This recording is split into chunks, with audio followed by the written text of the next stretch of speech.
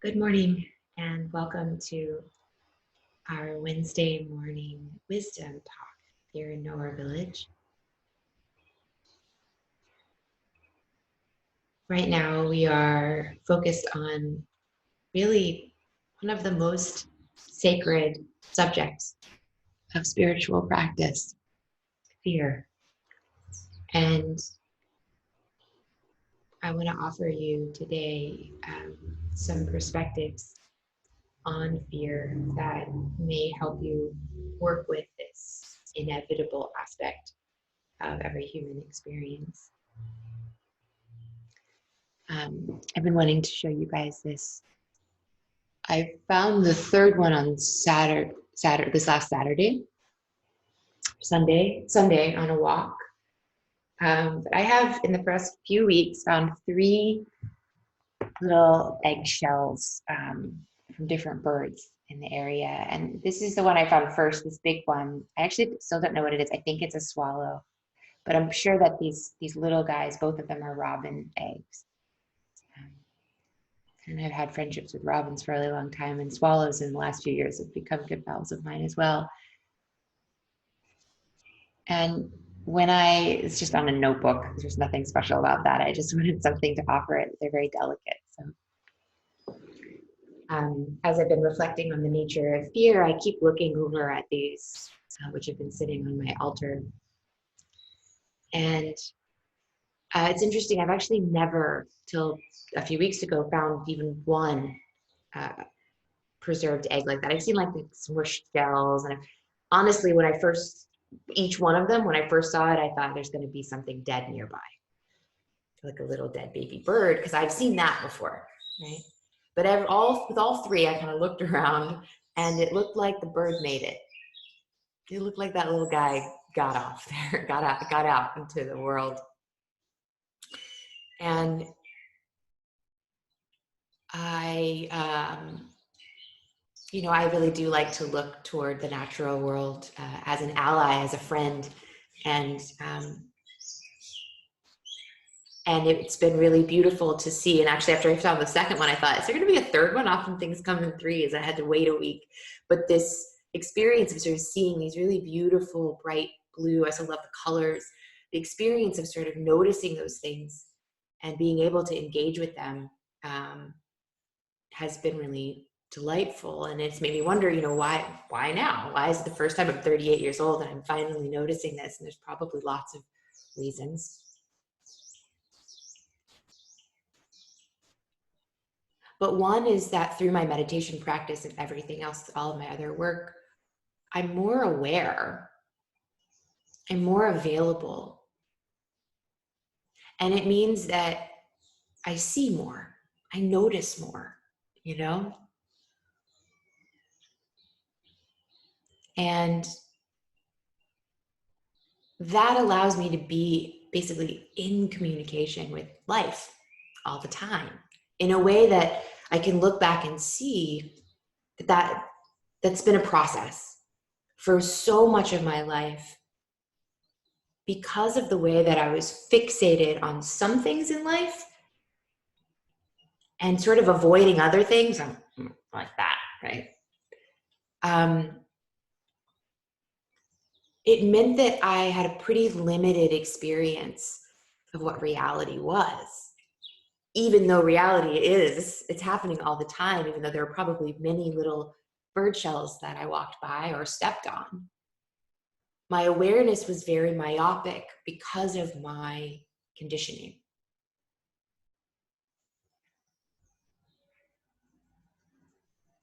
And next week, we're going to go into a couple texts that I really love. And one of them talks about the walls of the mind. The way that we create these containers for ourselves to live in that ultimately never feel satisfying. It feels like we're never getting the fullness of life. And though these containers might protect us from certain things, I was protected from seeing any dead baby birds. Ew. That was really a perspective that that I had. I don't know if that's why I didn't see the eggshells. I really don't know. But I certainly wasn't seeking out experiences that could lead me to something a little uncomfortable. So I was protecting myself from certain things, but were they things that I really needed to be protected from? Were they going to harm me, actually? Or were they just going to make me go, oh, I don't like that? And so these walls of the mind, they are protective measures that ultimately, when we really, as we do the work, we realize they might be protecting me from stuff I need, from sunlight and beauty and fresh air and color and signs of hope and growth and new life. I used to really walk around in the world in my own thoughts so deeply that it was as if I wasn't in the world. And that has a lot to do with how I was experiencing fear, our big subject for today and next week. I actually wrote a piece. So those of you who are following along for this bigger journey of the coordinates, asking questions about fear for a lot of people is like the coordinate that's the most helpful for them. And for those of you who are not following along with that, don't worry about it. You don't actually have to get plenty out of this talk or any other exercise here, but the coordinates are 9 inquiries, 9 inquiry exercises. And fear stands out among the others in that all the other ones are like our sources, our science, our vision, these things that kind of sound really like, yeah, I want that, or I want healthy relationships. I want a mission, right, is one of them. Fear, you're kind of like, do I want that one? Can I just leave that one off the list? But what happens when we investigate fear is that we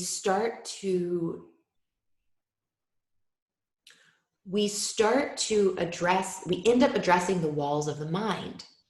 We end up getting into these very things that, though we may have set them up at some point to protect us, are actually protecting us from what we want.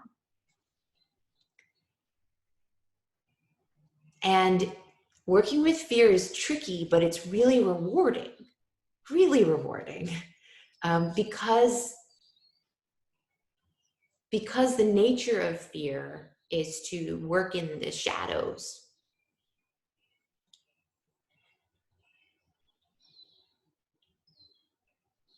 It's usually working sort of behind the scenes, right, or underground. And the process of becoming aware of something that's already here, that's always been here, but then suddenly I can now see it, it can be a really exciting experience. So your work right now is to investigate for yourself, what are you afraid of? And how does fear function in your life? And I'm about to pass along to you some beautiful tools, ancient tools for working with fear. But ultimately, this is a process that you don't really need somebody else to guide you through. We've all got fear, and we all have the capacity to look inward and to reflect. But what you might really, really want additional support for is just holding a space of trust for you as you do this work. Getting into the shadow realm can be really scary, and it can bring things up. So especially if you have a trauma background or anything like that, I really want you to do this work. I think that for me, looking at my own fear has been one of the very best things for my ultimately healing some really deep old traumas. It's very empowering, but just like any other really deep, serious work, we have to treat it with respect.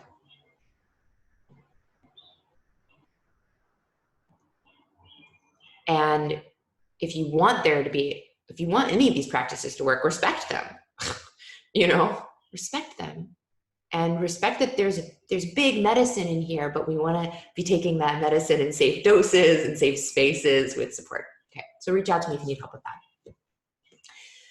The fear is in the coordinates, and it does kind of stand out among them because it actually teaches us about respect. Fear teaches us about what, it reminds us of what matters. The coordinates is all about what matters. I want to know about what matters, and I want to kind of just not really care about the rest. I don't got a lot of time to waste. I want to be connecting with life. I want to be receiving the sacred messages from life. I can't really be spending my precious time with things that don't matter. So that's the logic behind the coordinates in general, right? I want to be focusing on what matters. Now, fear comes and tells us what matters in a visceral way, in an embodied way. And obviously on an animal body level, fear is felt as a sense of, I need to hide, or I need to flee, right? I need to do something or I need to protect myself. And this instinct is why we're still out here. The fact that our ancestors had this instinct means they were able to produce us. This is really important and really healthy. Obviously, fear comes up when something that we value is being threatened. And so your life, very, very, very valuable. Your other coordinates, when your relationships, other sacred relationships are being threatened, you should pay attention. That is important, And so the fear, which we'll talk about this a little bit more next week, but fear in the indigenous systems and in Chinese medicine and the way that we work with it there, fear manifests as various negative, we'll call them emotional experiences. It can come up in different flavors. We have different types of fear responses. But what I really want us to be looking at is what that feels like, and what is the message. Whether the fear is coming up as anxiety, as it does a lot for me. Fear can come up as anger, right? That protective energy that wants to fight back. My mama bear, as I call her. I say my anger saved my life many times, right? My anger just saved my life very recently. And that mama bear coming and, putting out her claws is actually a really sacred energy. And it can come as sadness, grief for something sacred being not honored. And sometimes it can come up as just numbness or shut outedness, walls of the mind, right? And in some ways that numbness or that shutting ourselves off from life can be the hardest version to work with. And it might seem like we're doing just fine, we're getting through it, but we're not walking around the world really receiving its love and support because of those walls.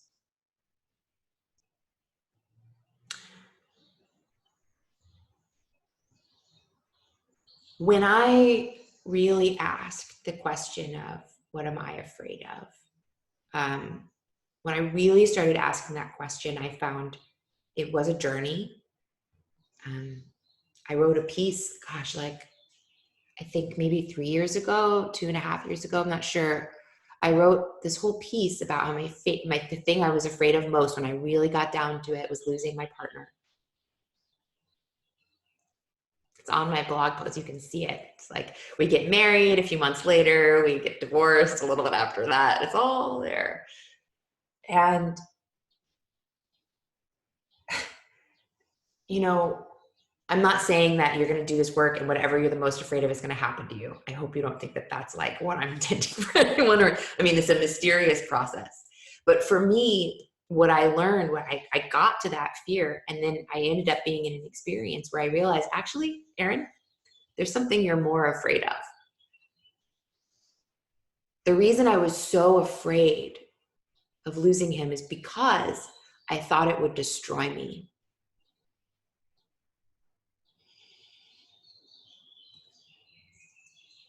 And it's beautiful. That was at the deepest I could get to my fear was that at that time. And as you guys have all heard, you know, I've been on a journey of realizing that I've been codependent my whole life in my relationships, and not fully autonomous and not fully trusting myself. And so all of these experiences, you know, unfold from there. And now I can look back and I can see all of that. But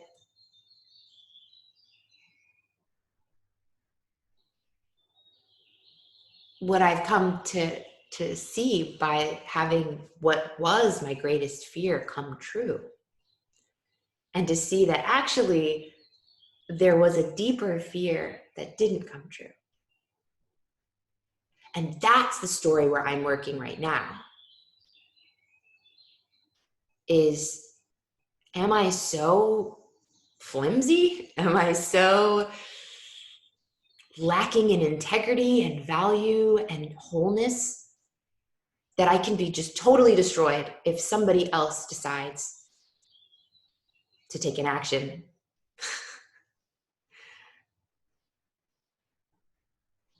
No, it's not true. I'm here.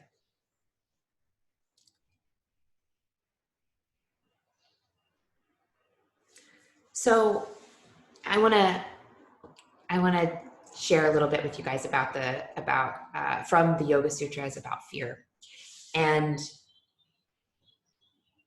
all of this, everything I share in these talks, you know, it's all meant to support you in your own practice, your own digging, your own work. It's always just meant to give you little jewels that you can kind of carry around in your pocket as you do this work. And when you do run into an obstacle, or you run into a tough place, you know, reach down and find that little touchstone that you remember from the talk. And it will just, even if you're not even consciously working with any of this, it gets into the subconscious, right? And these themes, these eternal themes, these ancient teachings, they end up making their way into our lives really deeply. And so it is my honor to share with you guys a little bit from one of my sacred texts, the Yoga Sutras today. In book 2, Patanjali introduces the kleshas. And what the kleshas are is usually translated as the obstacles. A really useful translation for the kleshas is the roots of suffering. And I gave you guys this in the handout for this section, and I'll post it with this talk. But I also have it written here just so that you have a little visual as I just go through these foreign words. They're Sanskrit words. So the text of Sutra 2.3 is right here. And what he says is that there are five obstacles on our spiritual path. There are 5 things that are going to create challenges in our meditation practice, right? Because that's what this text is all about. But what they also are the very things that create suffering in our lives. They're the same. So luckily we have our practice where we can meet these things and see them in this, almost our little laboratory, our safe space of practice. Because what we're going to discover here is exactly what's going on all over the world, creating all of these situations that we're not into with good reason. So the first one is avidya. Avidya. And I've decided in the fall we're going to do a text. We're going to do a Sanskrit text. And I love this language. And I'll tell you guys more about it as we go. But just FYI, if there's a line over it, that means that it's held. It's a long ah. So in Sanskrit, it would have an extra line if you're reading the Devanagari. Anyway, so, and it means you extend it. Avidya. All right. And then asmita, raga, dvesha. If there's a little dot under the NS or a slash over the S to basically go sha. Abhinivesha and klesha. And actually these are abhinivesha ha and klesha ha. Don't worry about that right now. So, and then these words, because of the language, these words, you'll see them with different iterations depending on the grammar of the sentence. So you might see, if you're studying Sanskrit, you might see these words in different forms. Don't be too confused. They're the same words. Different things are happening to them. Okay, avidya means, it means false beliefs. It means something that covers, it means something that covers up the truth. And so this is often described as ignorance. And vidya, what it's covering is wisdom, is the knowledge of life. So this is an obstacle to truth. It's an obstacle to reality. And it's an obstacle to understanding. Okay. Asmita is ego. And ego is an identity of separateness. And separateness is going to be a big theme again next week as we go into the Heart Sutra and the Isha Upanishad. But this separateness, the walls of the mind, the things that we do to protect ourselves. So your ego identity is a story about yourself. It's a set of quality. I'm this, I'm not that. And this is an obstacle, again, to us being in life and being in these interconnected relationships. I mean, we are watching the kleshas really unfold in the world right now, I feel like. Always, but these identities I'm watching, as people are in fear, these identities get really hardened. And then this experience, asmita, makes it possible for us to other others. Raga, and raga is unhealthy attachment, grasping. Dvesha is unhealthy aversion, get away, right? Or I'm going to avoid you.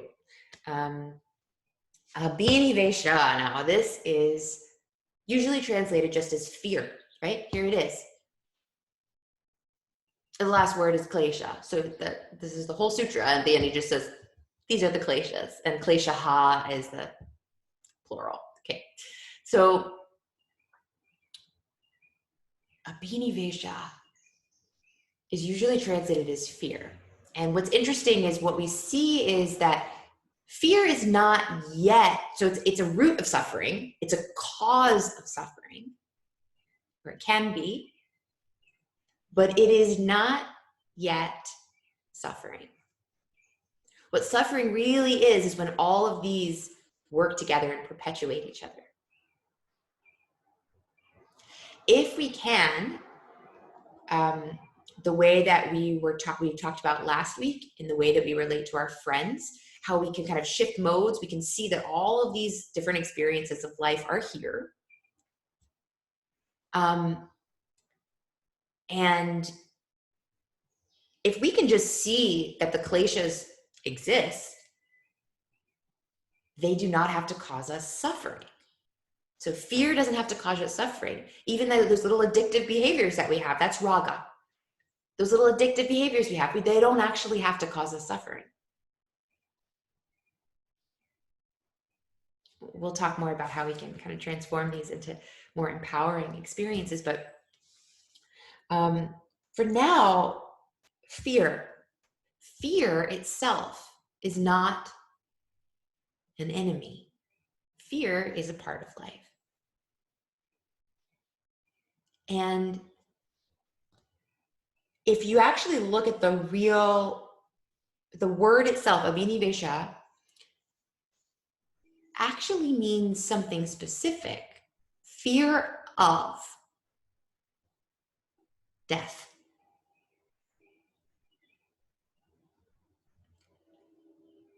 And this is sort of the key to the teaching, the way that I'm going to offer this teaching now today for you guys.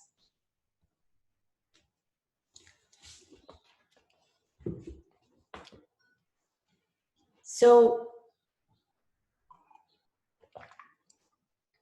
death is one of our themes, and we're actually going to do some death meditation next week, which is an ancient sacred practice for appreciating life.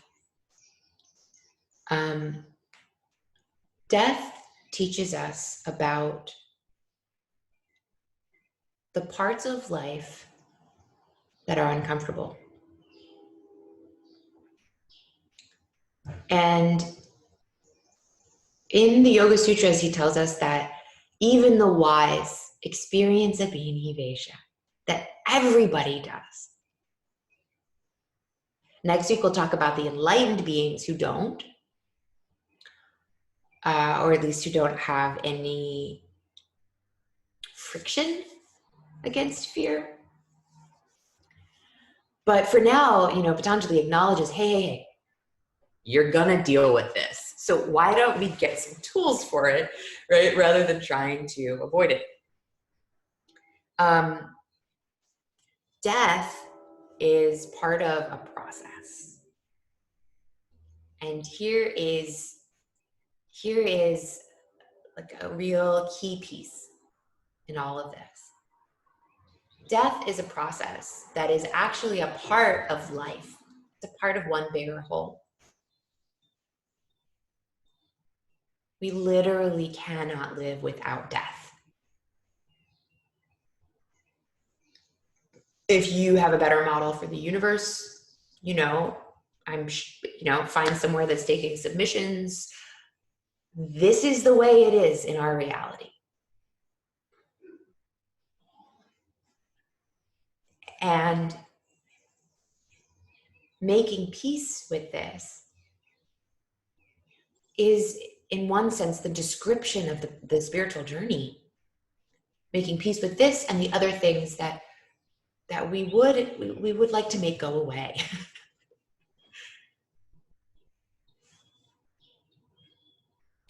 And so vidya, wisdom, that's ignorance, right? Take away the A, vidya, some wisdom about death comes from really looking at it as part of life, as part of a bigger process. And this is what I really want you to see if you can do as you work with fear, as you work with your challenges. Can you contextualize it in something bigger that will hold you? In our meditation today, we called it a circle of trust, and they held us as we explored these different aspects of experience. What can you do to feel held, to feel that sense of belonging and connectedness as you go in? And then as you're doing your contemplation, looking for yourself at things where you like to cling to one part of the process, but really it's one big whole.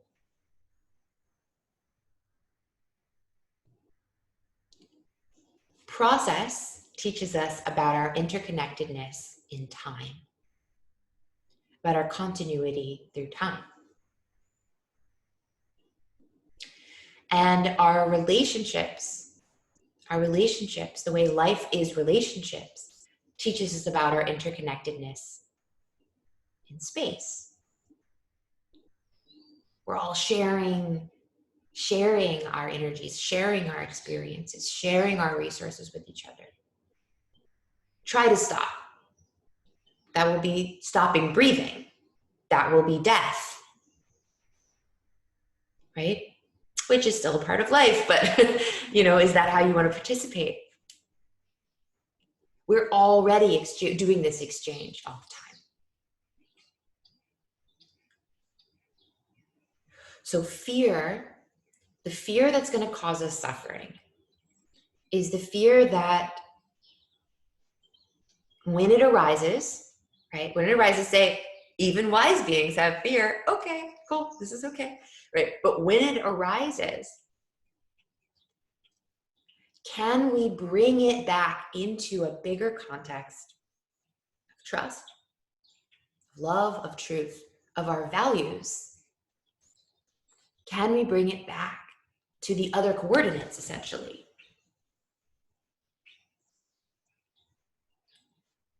And what we discover is just the same way that death, though scary, though sad, though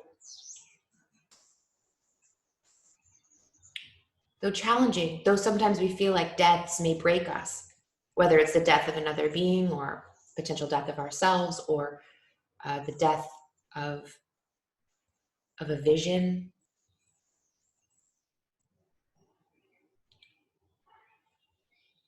Or just a death of a chapter in our lives. Well, you have to investigate this for yourself for it to become true for you. It's become so deeply true for me because I did all the work, but look for yourself. If you're afraid, the potential for suffering is close, okay? Yeah. But what else is close? Really close is love and truth and your values, your other coordinates. What else does fear come to tell us but something that we care about is possibly threatened?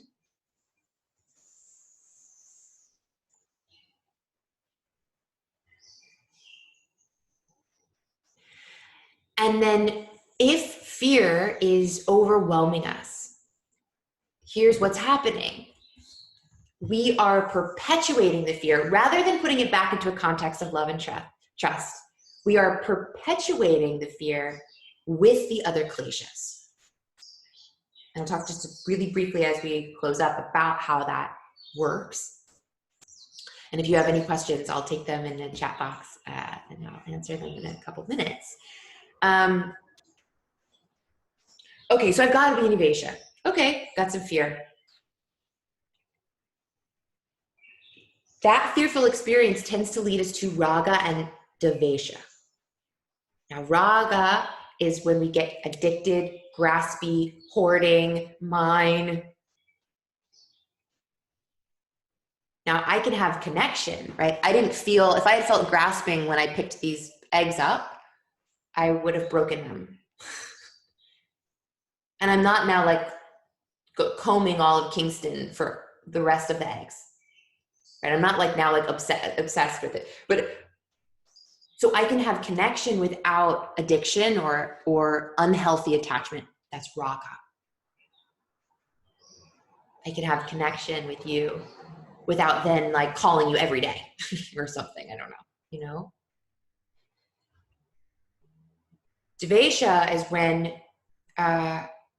so raga is that experience of connection of we need that. We do need resources, but it's as if I was gulping in my inhale, and I don't want to let it out because I can't share it with you, and pushing out my exhales, and not wanting to be around anybody else who exhales. Reminds me of my own failure, or something. Okay, so these are the experiences, and when we sit in meditation, I often say, sit like nothing's missing and nothing's extra. That means to sit without raga and devesha. Raga and devesha are the gestures of fear Gestures of control is usually how I describe it.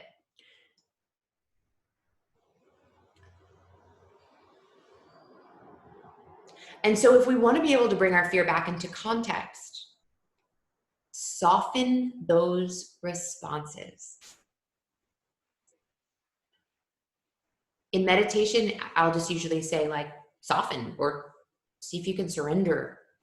You can let go a little more. Because without realizing it, in the way that we respond, if we're coming from that fear, in the way that we respond, we are perpetuating, we're stirring it up, right?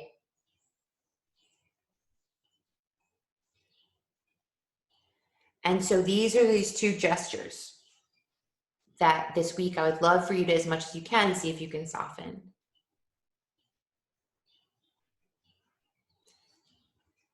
These are related to sukha and dukkha, which we talked about last week.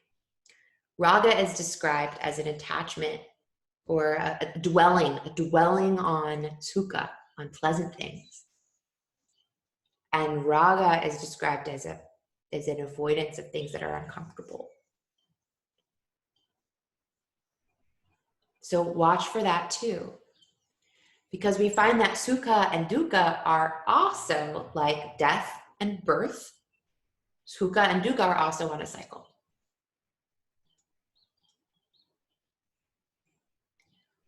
What we're doing with raga and devesha is like what we're doing with death. Like I like birth, I don't like death. Well, but they're part of one thing. You can't have one without the other, right? Sukha and dukkha are the same. All that they are just uncomfortable experiences in our body or comfortable experiences. What's that? It's information.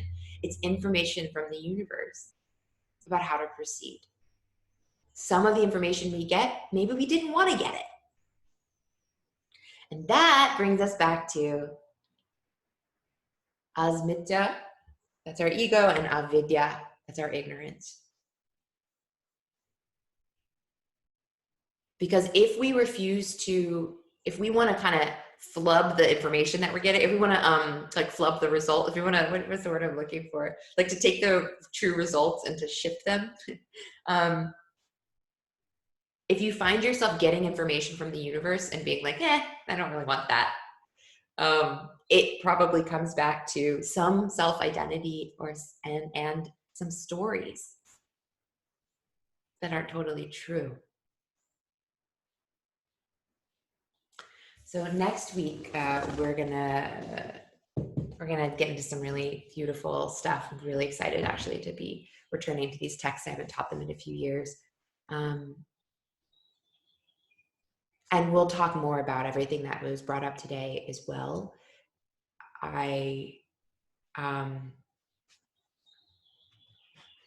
The working with fear and working with the kleshas,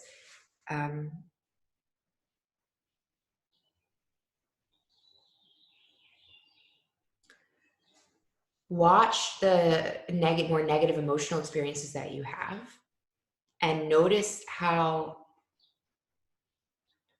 you can shift, you can watch the experience and become the container, right? You can kind of watch the experience but from this bigger perspective of trust and truth and wholeness. Become life looking at death and birth.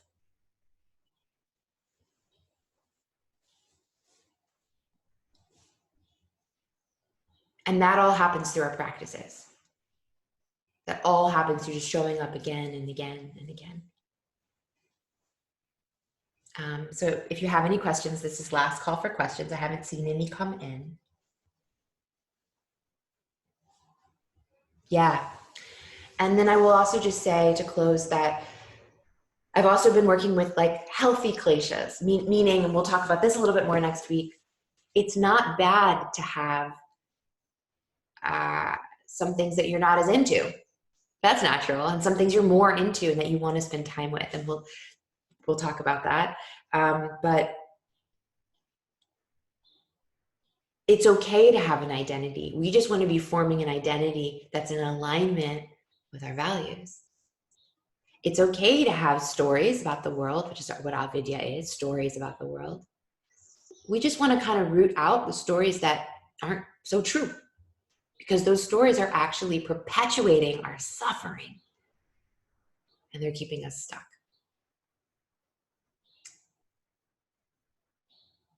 So down with learning more Sanskrit.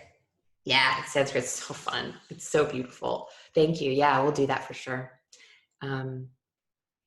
And okay, so that's the last thing I'll say, is as concisely as I can.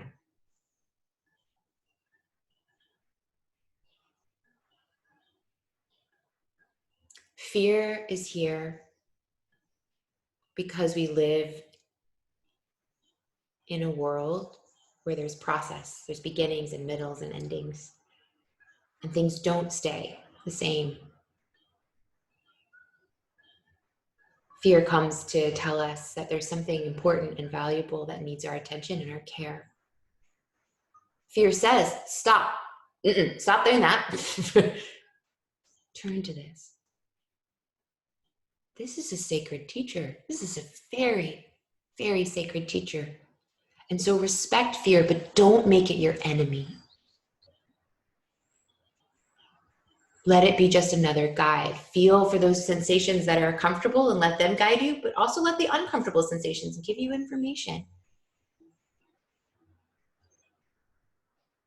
And when it is time to show up and take an action, and I could talk more about this next week, when it's time to show up and take an action, but it's been from fear, right? You've been afraid. Before you take the action or write the letter or do what you're going to do, come back to love and truth. The whole reason that we get angry, the whole reason we get sad is because of love and truth. So if you want to, the problem is if we go out in the world without coming back to love and truth first, we tend to just create more suffering by sharing our fear in the world in a way that hasn't been returned yet to love in ourselves. And that's not what we want. Then guess what? That's going to come back around. You're going to have more fear. You're going to have more negative emotions, because that's how the world works. So start to do that involution process. Start to turn the wheel the other way. And it starts with accepting fear. It starts with making peace with its presence in your world.